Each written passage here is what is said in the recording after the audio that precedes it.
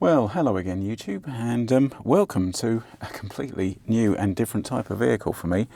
I do still have the Mini, but I also have a lovely little Transit Connect. Change of circumstances, moving on from a job I've had for 17 years to do some proper work for a change, and I needed a van, and I've picked up this little gem of a van. Now, I didn't just want to go out and buy a new van. I wanted something that needs a little bit of love. So this one's got 138,000 on the clock. It's no service history, previous Cat N, but it's been repaired really well. And it drives really well. It's really tidy. Unlike a lot of these little panel vans, it hasn't been a builder's van or anything like that. It's been looked after. I think it was used by a removals firm, and by the looks of it, they only put cushions in it. It's absolutely pristine in the back. I'll give you a little tour later. Now, I've done a couple of jobs on it. First job I did was the cam belt. I did that last weekend. Jobs like that I don't tend to make videos on, because there's enough videos on changing a cam belt on a 1.6 TDCi, Ford TDCi engine. So, you know, I couldn't really add value to that. I plumbed in a reversing camera yesterday. Again, I suppose you could say that's a little bit of a unique-ish sort of job, but again, you know, it's not really difficult. The hardest part of that job is having the bravery to drill a hole in your pristine paintwork to get a cable through if you've stuck the camera to the boot, like or if you've stuck the camera to the back doors like I have. And then just picking a place to route the cable through under the headlining and stuff. So it's not a really hard job. But the first job I want to document on this channel is I've got a little bit of rust forming under the back of the vehicle. Now, it's 10 years old, it's a Ford of a certain age. It would be suspicious if it didn't have any rust. So the thing about rust, and the reason that I thought I'd do this, is two reasons. One, I think rust is different every time you treat it. And two, I'm going to be using some rust treatments I've never used before. I'm going to be using Built Hamber Hydrate 80, which comes really well recommended. And I'm also going to be using Tetrasil if Amazon can ever find the package. So I think the plan for today is I'm going to attack the rust and get it back as far as I can to good metal. Treat it with the Built Hamber. Then I'm going to spray some, I've got some Polar rust preventative paint. It allegedly attacks the rust and seals the rust. So I'm going to put that over, and then over the top of everything I'm going to put the Tetrasil. So right, let's shut up and get under the car, or the van. I'm learning one of the great things about having a van is you don't really have to jack it up to get under the back of it. But here's what we are dealing with. So hopefully I'm going to get some of this in shot. Now, it's just on the cusp of becoming rust. Right now it's, rust, but it's just at that point where it's going to become rust. So I'm going to go at it with a angle grinder, with a quite aggressive pad in an angle grinder, just to get the worst of this off.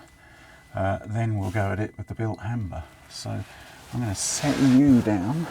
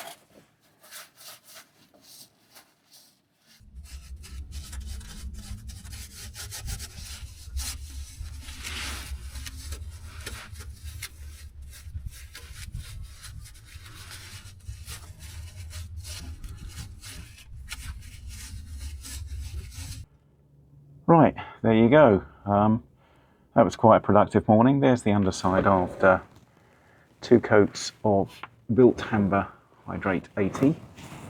I've got to be honest, I'm really impressed with that product.